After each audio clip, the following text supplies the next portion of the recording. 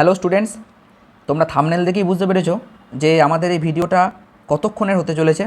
তো just 15 minute ক্লাসটা করাবো, জাস্ট 15 মিনিট ধৈর্য ধরে 15 মিনিট দেখতে হবে, তাহলেই কিন্তু ভেক্টরের লব্ধি কী জিনিস পুরো ক্লিয়ার হয়ে যাবে। ঠিক আছে? আর লব্ধি বের করতে দিয়ে কী কী অঙ্ক আমাদেরকে দিতে পারে ফার্স্ট সেমিস্টারে, সেই রকমের টাইপের কিছু অঙ্কও কিন্তু এখানে আমি ক্লিয়ার করে দেবো। ওকে, তো চ্যাপ্টারের নাম কি না ভেক্টর। আজকে আমরা ভেক্টরের একদম বেসিক যে লব্ধি বের করতে দেওয়ার যে অঙ্কগুলো সেইগুলো সম্পর্কে জানবো। দেখো, প্রথমে আমরা জানবো যে ভেক্টর কী জিনিস।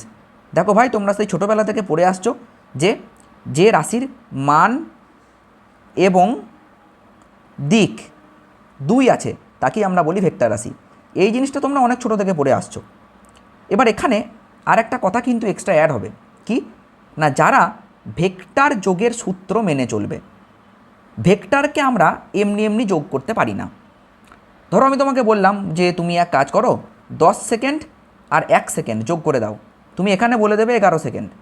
কিন্তু যদি আমি তোমাকে বলি যে তুমি 5 নিউটন আর 7 নিউটন যোগ করে কত বলো তো কত হচ্ছে, তুমি যদি বলে দাও 12 নিউটন, তাহলে কথাটা একটু ভুল বলা হবে। কারণ এই দুটো বল কোন দিকে কাজ করছে সেটা জানা খুবই দরকার। যেমন একটা এক্সাম্পল দিয়ে বলুন স্যার। অবশ্যই বলবো, সেই জন্যই ক্লাসে এসেছি। দেখো, এখানে মনে করো একটা ব্লক আছে, এই ব্লকে তুমি এই দিকে টানছো 5 নিউটন বল দিয়ে দড়ি ধরে, আর তোমার এক বন্ধু সে কোন দিকে টানছে, এই দিকে টানছে 7 নিউটন বল দিয়ে। একজন 5 নিউটন তো একজন 7 নিউটন। আচ্ছা বলো দেখি, তাহলে কি তোমরা একই দিকে টানছো? না স্যার, আমরা একই দিকে বল প্রয়োগ করছি না। তাহলে এই বস্তুটা তোমার দিকেও যাবে না, আবার ওর দিকেও যাবে না, বস্তুটা মাঝামাঝি কোনো একটা দিক বরাবর যাবে, ঠিক কি না? তাহলে আমি কি এখানে 5 + 7 = 12 বলতে পারি? না, এখানে 5 + 7 = 12 বললে হবে না। বোঝা গেল কি বললাম? কারণ এরা যদি একই দিকে কাজ করতো তাহলে তুমি ইজিলি যোগ করে দিতে ভেক্টর দুটোকে, কিন্তু ওরা একই দিকে কাজ করছে না। তাহলে এদেরকে যোগ করতে গেলে স্পেশাল কিছু রুলস লাগবে। বোঝা গেল? তো সেই ভেক্টরকে যোগ করতে গেলে দুটো সূত্র কাজে লাগানো হয়। একটা হচ্ছে ত্রিভুজ সূত্র, মানে সাধারণত, আর একটা সূত্র আছে বহুভুজ সূত্র, কিন্তু সাধারণত আজকে আমরা ত্রিভুজ সূত্র আর সামান্তরিক সূত্র, এই দুটো সূত্র কিন্তু পড়ব। কী কী সূত্র বললাম? ত্রিভুজ সূত্র আর সামান্তরিক সূত্র। ওকে, বেশ। তাহলে স্যার আপনি এই যে বললেন লব্ধি, লব্ধির ব্যাপারটা কি? দেখো, একটা ভেক্টরকে না এইভাবে লেখা হয়, এ একটা ভেক্টর, বি একটা ভেক্টর, সি একটা ভেক্টর। কিছু ভেক্টর রাশির নাম কি? বেগ, আর কি ত্বরণ, সরণ, বল, ভরবেগ, এইগুলো সবই ভেক্টর রাশি। ঠিক আছে? এবার ভেক্টর রাশিকে আমরা যখন যোগ করব, মনে করো এ একটা ভেক্টর রাশি, বি একটা ভেক্টর রাশি, আমি এদেরকে যখন যোগ করব তখন লিখতে হবে a + b, এদের যোগফল মনে করো আর। তাহলে এ ভেক্টর আর বি ভেক্টরকে যোগ করে কোন ভেক্টর পেলাম? আর ভেক্টর। এই আরকেই বলবো এ এবং বি এর লব্ধি। তাহলে লব্ধি মানে যোগ ছাড়া আর কিছুই না, ভেক্টরের যোগকেই আমরা বলি লব্ধি। বোঝা গেল কি বললাম? ভেক্টরের যোগকেই আমরা বলি লব্ধি। এবার তোমাকে যদি আমি একটা ভেক্টরকে লিখতে বলি, তুমি কিভাবে লিখবে? সাপোজ তুমি এইখান থেকে হাঁটছো, ঠিক আছে, এই দিকে হাঁটছো, এটা কোন দিক? পূর্ব দিক। যাচ্ছ যাচ্ছ যাচ্ছ যাচ্ছ যাচ্ছ, এত দূর পর্যন্ত এলে, এইটা মনে করো 10 মিটার। তাহলে তুমি কোন দিকে গেলে? স্যার আমি 10 মিটার ইস্টে গেছি, পূর্ব দিকে গেছি, 10 মিটার ইস্টে গেছি। ঠিক আছে? তো তোমার সরণ কত? 10 মিটার ইস্ট। তাহলে তুমি যদি বলো যে সরণ, তাহলে তোমাকে বলতে হবে 10 মিটার ইস্ট, তবে কিন্তু গোটা কথাটা কমপ্লিট হবে। কারণ সরণ একটা কী রাশি? ভেক্টর রাশি। তাহলে এর মানও আছে, দিকও আছে। তাহলে তোমার সরণ 10 মিটার বললে আমি কিন্তু বুঝবো না যে তুমি 10 মিটার কোন দিকে গেছো, তোমাকে বলতে হবে উত্তর, দক্ষিণ, পূর্ব, পশ্চিম, তুমি কোন দিকে গেছো সেটা কিন্তু তোমাকে বলে দিতে হবে। তো এই যে আমি লিখলাম 10 মিটার ইস্ট, এই 10 মিটার ইস্টের মধ্যে 10 মিটারটা হচ্ছে মান, আর এই ইস্টটা হচ্ছে দিক। কি বললাম? 10 মিটার হচ্ছে মান আর ইস্ট হচ্ছে দিক। তেমনি একটা ভেক্টরকে লিখতে গেলে কিন্তু মান লাগবে, আবার দিকও লাগবে। কি লাগবে? মানও লাগবে, আবার দিকও লাগবে। ঠিক আছে? তো যে কোনো ভেক্টরকে আমরা যখন লিখি মনে করো এ ভেক্টর, এই এ ভেক্টরকে লেখার সময় শুধু একটা এ লেখা হয় যেটা মান বোঝায়, আর তার পাশে একটা এ ক্যাপ লেখা হয়। এ ক্যাপের জায়গায় কেউ এন ক্যাপ দিতে পারে, ঠিক আছে, হ্যাঁ, আই ক্যাপ, জে ক্যাপ, অনেক কিছু হয়, ঠিক আছে। তো সাধারণত এখন জেনে রাখো যে কোনো একটা ভেক্টরকে লিখতে গেলে এইভাবে লিখতে হয়, তার মান এবং একটা পাশে একক ভেক্টর। এই এ ক্যাপটা কি, এ মাথায় ক্যাপ, এরকম টুপির মতো চিহ্ন দেওয়া হয় বলে একে বলা হয় ক্যাপ, বুঝতে পেরেছো? এ ক্যাপটা হচ্ছে কি, একক ভেক্টর। একক ভেক্টর কার দিকে না, এর দিকে, এর দিকে একক ভেক্টর, যেদিকে এ কাজ করছে সেই দিকেই একক ভেক্টর। তার মানে মনে করো যদি এ এই দিকে কাজ করে তাহলে এই দিকেই একক ভেক্টর হবে কি, এ ক্যাপ। স্যার একক ভেক্টর ব্যাপারটা কি, এটা তো নতুন শুনছি। একক ভেক্টর এমন একটা ভেক্টর যার মান হচ্ছে 1। একে শুধুমাত্র ব্যবহার করা হয় কি বোঝানোর জন্য, দিক বোঝানোর জন্য ব্যবহার করা হয়, দিক বোঝানোর জন্য, ঠিক আছে। তাহলে একক ভেক্টরকে আমরা কেন ব্যবহার করব, দিক বোঝানোর জন্য ব্যবহার করব। ক্লিয়ার? তাহলে একক ভেক্টরের মান কত, 1। ব্যাস, একক ভেক্টর কী জিনিস ক্লিয়ার। বেশ, এবার স্যার এই যে আপনি বললেন যে লব্ধি, হ্যাঁ লব্ধি, লব্ধি তাহলে কি বললাম, একবার ফিরে যাই, লব্ধি কি বললাম, আর হচ্ছে লব্ধি কার কার, এ আর বি এর লব্ধি।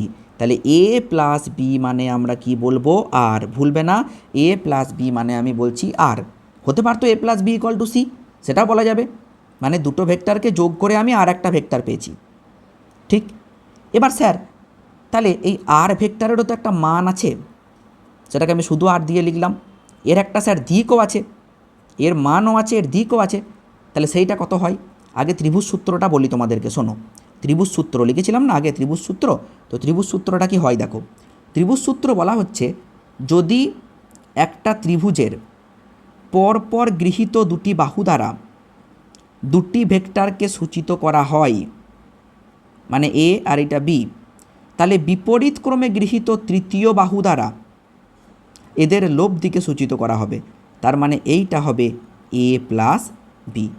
একটা ত্রিভুজ পি কিউ আর, যদি এখানে পি কিউ বাহু দ্বারা এ ভেক্টরকে সূচিত করো, কিউ আর বাহু দ্বারা বি ভেক্টরকে সূচিত করো, তাহলে পি আর বাহু যেটা বিপরীত ক্রমে গৃহীত মানে পরপর নয়, সেইটা হবে এ আর বি এর লব্ধি বা যোগফল।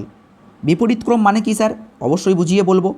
মনে করো তুমি এইটা এই দিকে গেছো, তারপরে কোন দিকে গেছো, এই দিকে, এই গেলে পরপর গেলে, তারপর তুমি এই দিকে আসলে হবে না, উল্টো দিকে যাচ্ছি, এইটা কি বলা হয়, বিপরীত ক্রম। একদম পাতি ভাষায় বুঝিয়ে দিচ্ছি ভাই, বুঝে নাও, ঠিক আছে। আশা করি ভিডিওর পরে এই জায়গাটা থেকে কোনো সমস্যা হবে না। ওকে, তাহলে লব্ধি কোনটা, তৃতীয় বাহুটা হচ্ছে লব্ধি বা যোগফল। তাহলে স্যার লব্ধির মান কত হবে। আচ্ছা, এখানে আমি লব্ধিটাকে সি ধরি, কেমন, আর ধরছি না, কারণ ত্রিভুজটার নাম যেহেতু আর নিয়েছি সেই জন্য ধরছি না। তাহলে এখানে আমি নিলাম কি C vector equal to A vector plus B vector, ঠিক আছে। মনে রাখবে এই সি এর মান হবে root over A square plus B square plus 2ab cos alpha. Sir আলফাটা কি, আলফা হচ্ছে এ আর বি এর মধ্যে কোণ। তার মানে স্যার কোনটা হবে, কোনটা হবে স্যার, এ কোনটা, এ হচ্ছে এই দিকটা, বি কোন দিকটা, বি হচ্ছে স্যার এই দিকটা, তাহলে এ আর বি এর মধ্যে কোণ হবে এইটা, এ আর বি এর মধ্যে কোণ হবে এইটা। তোমাদের অনেকের মনেই প্রশ্ন থাকবে, স্যার আপনি এখানে এটাকে বাড়িয়ে এই দিকে নিয়ে চলে গেলেন, তাহলে এই অ্যাঙ্গেলটা নিলে কি ক্ষতি হতো, এই অ্যাঙ্গেলটা নেওয়া যাবে না, ঠিক আছে। কেন, কারণটা বলি, তার আগে তোমরা এই ফর্মুলাটা মুখস্থ রেখে দেবে, ঠিক আছে, নইলে কিন্তু অঙ্ক করতে পারবে না। A square plus B square plus 2ab cos alpha, ঠিক আছে। একটু পরেই বোঝাচ্ছি কী জিনিস, কী বৃত্তান্ত। এখন এটা বোঝো, দুটো ভেক্টরকে টেল টু টেল যদি জয়েন না থাকে তাহলে তাদের মধ্যে আমি অ্যাঙ্গেল নিতে পারবো না। এদের মধ্যে অ্যাঙ্গেল নিলাম কত, থিটা, তাহলে থিটা হচ্ছে এ আর বি এর মধ্যে অ্যাঙ্গেল। যদি এই ভেক্টর দুটো এরকম করে থাকে, মনে করো এইটা এইভাবে আছে আর এইটা আছে মনে করো এইভাবে, হ্যাঁ এইভাবে, তাহলে এরা কি টেল টু টেল জয়েন হয়ে আছে বা হেড টু হেড জয়েন হয়ে আছে, না, হেডের সঙ্গে টেল জয়েন হয়ে আছে, ঠিক আছে, প্রথম প্রান্তের সঙ্গে শেষ প্রান্ত জয়েন হয়ে আছে। তাহলে এই অ্যাঙ্গেলটা যদি আমাকে বলে থিটা, তাহলে এ আর বি এর মধ্যে অ্যাঙ্গেল কিন্তু থিটা হবে না এখন আর। কেন হবে না, স্যার এরা টেল টু টেল জয়েন করে নেই। টেল টু টেল জয়েন করতে গেলে কি করব না এ ভেক্টরটাকে ধরে আমি এই দিকে সরিয়ে দেবো। হ্যাঁ, তাহলে এইটা আমার হয়ে গেল এ ভেক্টর। এইবার দেখো টেল টু টেল জয়েন হয়ে আছে, তাহলে এই অ্যাঙ্গেলটা কত হবে 180 ডিগ্রি মাইনাস থিটা। তাহলে এ আর বি এর মধ্যে কোণ 180 ডিগ্রি মাইনাস থিটা। স্যার আপনি এই যে একে সরিয়ে দিলেন, এতে কিছু প্রবলেম হবে না, কিচ্ছু যায় আসবে না? না, কিচ্ছু যায় আসবে না। যে কোনো ভেক্টরকে প্যারালালি বা সমান্তরালভাবে যেখানে খুশি সরিয়ে দেওয়া যায়। তুমি এই ভেক্টরটাকে এখান থেকে এইখানেও নিয়ে চলে আসতে পারো, তুমি এই ভেক্টরটাকে এখান থেকে এইখানেও নিয়ে চলে আসতে পারো। সমান্তরালভাবে সরিয়ে দাও, কিন্তু ঘুরিয়ে দিও না। মানে এই ভেক্টরটা এই দিকে ছিল, তুমি এইরকম করে ঘুরিয়ে দিও না, তাহলে হবে না। সমান্তরালভাবে তুমি যেখানে খুশি নিয়ে যেতে পারো। তাহলে ভেক্টরের কোণ নিতে গেলে টেল টু টেল জয়েন হয়ে থাকতে হবে। তাই আমি এই ছবিতে এই অ্যাঙ্গেলটাকে নিয়েছি আলফা, এই অ্যাঙ্গেলটাকে, এইটাকে কিন্তু আমি নিইনি, কারণ এখানে টেল টু টেল জয়েন হয়ে নেই। এইটা আলফা নিলে হবে না, নিতে হবে কোনটা? এইটা। আশা করি তোমরা বুঝতে পেরেছো। ওকে, তাহলে যদি তোমাকে লব্ধি বের করতে বলে তাহলে তুমি কিভাবে বের করবে? আর তার আগে আমি সামান্তরিক সূত্রটা একবার বলে রাখি। দেখো সামান্তরিক সূত্র কি বলছে? সামান্তরিক সূত্র বলছে একটা সামান্তরিকের যদি সন্নিহিত দুটি বাহু দ্বারা, এই একটা বাহু আর এই একটা বাহু, যদি তুমি দুটো ভেক্টরকে সূচিত করে দাও, তাহলে এদের যেটা কর্ণ সেইটা হবে যোগফল। কর্ণ কোনটা ভাই? এইটা হচ্ছে কর্ণ। তাহলে এইটা হচ্ছে এ আর বি এর যোগফল, তার মানে C equal to A plus B. এখানে স্যার আলফা অ্যাঙ্গেল কোনটা হবে? এখানে দেখো এ আর B already tail to tail join হয়ে আছে। এ এর লেজ কোনটা? এইটা। এ বি এরও লেজ কোনটা? এইটা। জয়েন হয়ে আছে ভাই, তাহলে এইটা অলরেডি আলফা অ্যাঙ্গেল হয়ে যাবে। এখানে আর কোনো সমান্তরালভাবে সরিয়ে দেওয়ার কোনো গল্প নেই, কারণ এখানে অলরেডি দেখো শেষ প্রান্ত দুটো জয়েন হয়ে আছে, তাহলে এইটা হবে আলফা। স্যার তাহলে লব্ধির ফর্মুলাটা কি স্যার একই হবে? অবশ্যই এক হবে। A square plus B square plus 2ab cos alpha, একই হবে লব্ধির ফর্মুলাটা। ঠিক আছে, একই হবে। এবার স্যার একটা অঙ্ক দেখাই। তোমাদেরকে হয়তো বলল যে বন্ধু এ ভেক্টরের মান 3 একক, বি ভেক্টরের মান 2 একক, তাহলে A vector plus B vector equal to যদি সি হয়, তাহলে সি ভেক্টরের মান কত? স্যার এই দুটো দাগ দিয়ে দিচ্ছেন, এটা আবার কি? এটা হচ্ছে মড। মড মানে মানটুকু বোঝায়, দিকটা বোঝায় না, শুধু মান। ঠিক আছে, মড দেওয়াও যা, আর শুধু যদি তুমি একে এইভাবে লেখো তাহলে ওই একই ব্যাপার।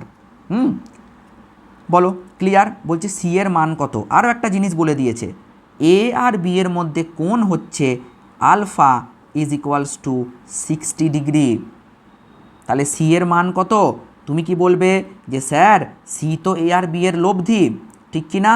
স্যার সি তো এ আর বি এর লব্ধি, তাহলে আপনি লিখতে পারেন C equal to A square plus B square plus 2ab cos alpha.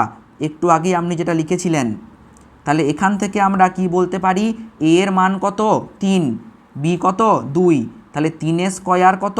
A square আছে, 3 স্কোয়ার 9, 2 স্কোয়ার 4, 2 গণিত 3 গণিত 2, 2ab, এ আর বি বসিয়ে দিলাম, কস আলফা, তার মানে কস 60 ডিগ্রি, কারণ আলফা বলে দিয়েছে 60 ডিগ্রি।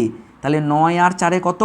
13, 9 10 11 12 13, প্লাস 3 2 6, 6 2 12, 13 প্লাস 12 কস 60 হচ্ছে হাফ, তাহলে 2 6 12, 13 আর 6 কত হবে? 13 আর 6 19, তাই তো? তাহলে √19, তাহলে √19 একক হলো এদের লব্ধির মান। দেখো ক্লিয়ার কি না? ঠিক আছে, তো তোমাকে যদি লব্ধি বের করতে দেয়, তোমাকে এই ফর্মুলা কাজে লাগিয়ে লব্ধি নিয়ে আসতে হবে। যদি তোমাদের মনে হয় যে এইরকম টাইপের কিছু অঙ্ক স্যার নেক্সট 15 মিনিটে করিয়ে দিন, তাহলে কমেন্ট সেকশনে অবশ্যই জানাবে, আমি এই ফর্মুলা দিয়ে কিন্তু তোমাদেরকে বেশ কিছু অঙ্ক করিয়ে দেবো। ঠিক আছে, আর ডাইরেকশন কিভাবে বের করে সেটাও দেখিয়ে দেবো। তাহলে তোমরা ত্রিভুজ সূত্র শিখে গেলে, সামান্তরিক সূত্রও শিখে গেলে। সামান্তরিক সূত্র তো আমরা কী শিখলাম না, যদি একটা সামান্তরিকের দুটি সন্নিহিত বাহু দ্বারা দুটো ভেক্টরকে সূচিত করা হয়, তাহলে তাদের যে কর্ণ, সেই সামান্তরিকের কর্ণ তাদের লব্ধিকে সূচিত করবে। কর্ণ হয়ে যাবে লব্ধি, মানে যোগফল। ওকে, তো দেখা হচ্ছে পরের ভিডিওতে। আমি কথা দিয়েছিলাম যে 15 মিনিটে ভিডিও শেষ করব, 15 মিনিটেই করব ভিডিও শেষ। আর দেখো প্রত্যেকটা টপিকের ওপর কিন্তু এরকম ভিডিও আসবে, তোমরা দেখতে থাকো, শেষে ঠিক ফল পাবে।